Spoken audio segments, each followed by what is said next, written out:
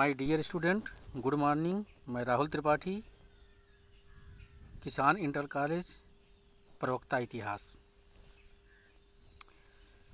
मेरे प्यारे छात्रों, मैं आपको इतिहास पढ़ाऊंगा, लेकिन उससे पहले बता दूं कि जो आपका शैक्षणिक सत्र है जो 1 अप्रैल से शुरू होता है, वो कोरोना नामक महामारी नामक बीमारी के कारण जो है प्रभावित हुआ है, जिसके कारण सरकार द्वारा ये निर्णय लिया गया है कि आपको व्हाट्सएप वीडियो ऑनलाइन क्लास उपलब्ध कराई जाए और आप अपने घर पर रहें, स्वस्थ रहें, सुरक्षित रहें। और सबसे बड़ी चीज़ कि आप लोग आरोग्य सेतु ऐप डाउनलोड भी कर लें, स्वयं भी दूसरों को भी डाउनलोड करवाएं। आइए हम लोग इतिहास के बारे में शुरुआत करते हैं। कोई भी चीज़ की शुरुआत करने से पहले उसके सिलेबस पर चर्चा करना ज़रूरी होता है।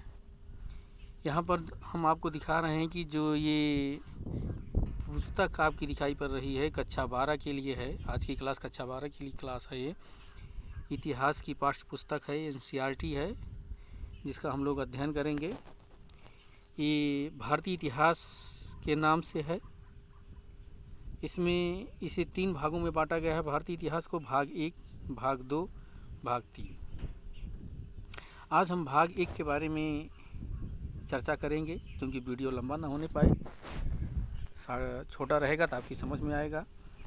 तो भाग 1 में जो है हम देखेंगे कि जो हमारा सिलेबस है वो आप देखेंगे कि इसमें 4 अध्याय रखा गया है। ये 4 अध्याय भाग 1 का है। एक अध्याय पर हम विस्तृत चर्चा करेंगे, उसके सिलेबस को समझाएंगे आप लोगों को, जिससे कोई दिक्कत ना आने पाए। फिर हम उसके अंदर जाकर के विषय पर, अध्याय पर अध्ययन करेंगे। इसमें देखते हैं पहला जो हम लोगों का अध्याय है, विषय है, वो है ईंट, मनके तथा अस्थियाँ। ये आप देख रहे होंगे, ईंट, मनके और अस्थियाँ, जो कि हड़प्पा सभ्यता से संबंधित है।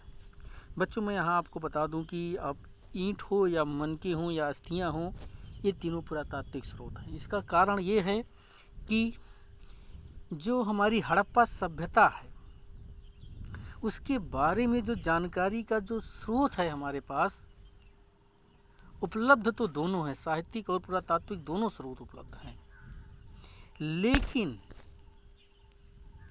इसकी साहित्यिक स्रोतों से अभी हमें कोई विशेष जानकारी नहीं मिल पाती है।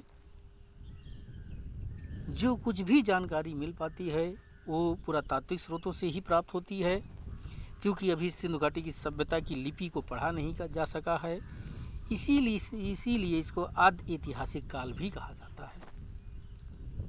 मेरे प्यारे छात्रों, हम देखते हैं कि इसमें ईंट, मनके तथा अस्थियाँ हैं।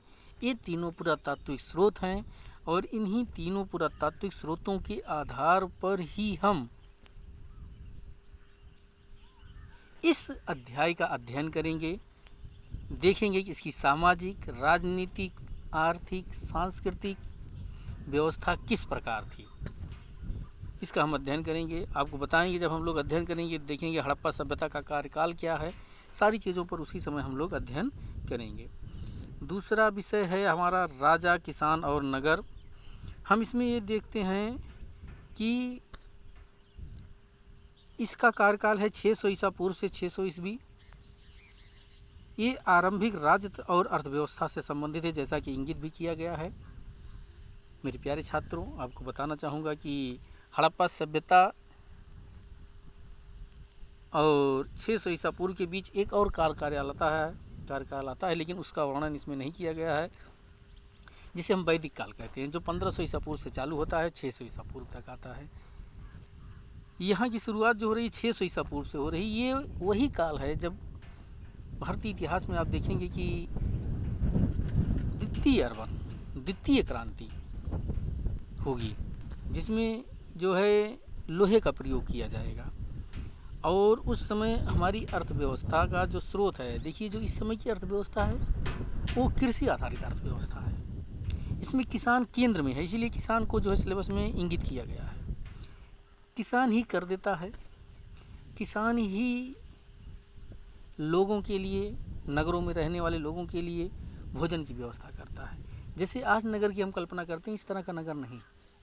कोई उद्योग, विशेष उद्योग नहीं थे, कुछ शिल्प उद्योग थे, छोटे छोटे उद्योग थे, जैसे बढ़ई उद्योग, लोहार उद्योग, सोनार उद्योग। मतलब कुल मिलाकर के अभी आप देखेंगे कि उस तरह से अर्थव्यवस्था की शुरुआत नहीं, एक प्रारंभिक शुरुआत है। इन्हीं सब चीज़ों का हम इसमें अध्ययन करेंगे। आगे जो तीसरा चैप्टर है हम लोगों का, तीसरा अध्याय जो है वो बंधुत्व जाति तथा वर्ग से संबंधित है। ये तीसरा अध्याय है, आप देखेंगे बंधुत्व। ये भी 600 ईसा पूर्व से ही शुरू हो रहा है और 600 ईस्वी तक है। 600 ईसा पूर्व से बंधुत्व, जैसा कि हम लोग जानते हैं, भाईचारा, जाति तथा वर्ग। एक जाति का जो कॉन्सेप्ट है हम देखेंगे वैदिक काल में नहीं है जाति। वैदिक काल के अंत में इसके कुछ सुर हमें सुनाई पड़ते हैं, लेकिन इसका स्पष्ट रूप जो है हमें ये 600 ईसा पूर्व के आसपास ही दिखाई पड़ता है, जो आगे चल करके जातियाँ से उपजातियों में धीरे धीरे इसका, अब 600 ईस्वी तक जब इसका हम लोग अध्ययन करेंगे तो हम लोग देखेंगे कि ये जातियाँ जो हैं धीरे धीरे उपजातियों में ही विकसित हो गई। उपजातियाँ हम आपको बताएंगे, उस समय समझाएंगे कैसे क्या है। उसके बाद फिर जो इसका अंतिम विषय है, वो अंतिम अध्याय है, वो है विचारक, विश्वास और इमारतें। विचारक कुल मिला के दर्शन, आपकी जो आपके अंदर से विचार आते हैं, और विचारों से ही लोग आपके ऊपर विश्वास करते हैं, किस चीज़ पर विश्वास किया जाता है, और उसी विश्वास से हमारा महल खड़ा होता है, जिसे हम इमारत कहते हैं।